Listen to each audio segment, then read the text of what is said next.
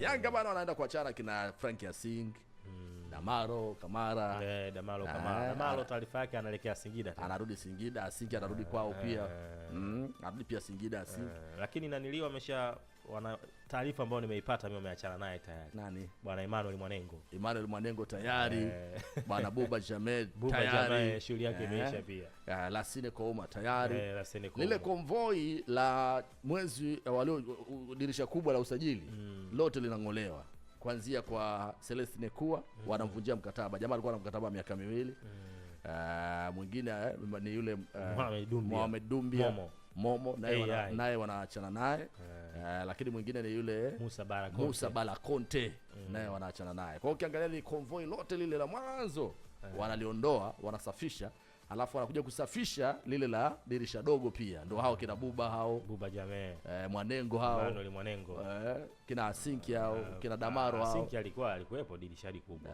Damaro Kamara ndio dirisha dogo. Wanaondoa watu bana. Safisha za Yanga. Huenda kwenye dirisha dogo atakayesalia akawa ni Depu na Okelo.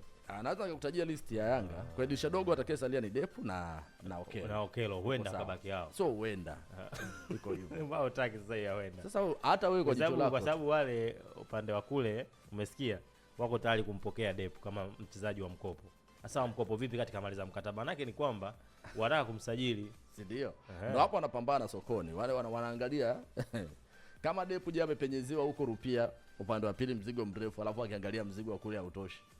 Sasa Yanga siwashachana. Alafu akichungulia kule hawa jamaa kuna watu wa kumlisha. Yanga si wameachana na nanili na Dube. Maana yake amebaki na mshambuliaji Depu ndio. Yule hata yule mshambuliaji wako ulikuwa unasema yule Kutima. Zipo taarifa zinaeleza kule kivumbi kimeanza kuvutika tena. Kwamba huenda kwa sababu kila kitu kikishakamilika bado kutambulishwa kwa yule jamaa. Sasa kuna vitu nasikia vimeingilia kati. Kwa hiyo huenda dili lake likayeyuka.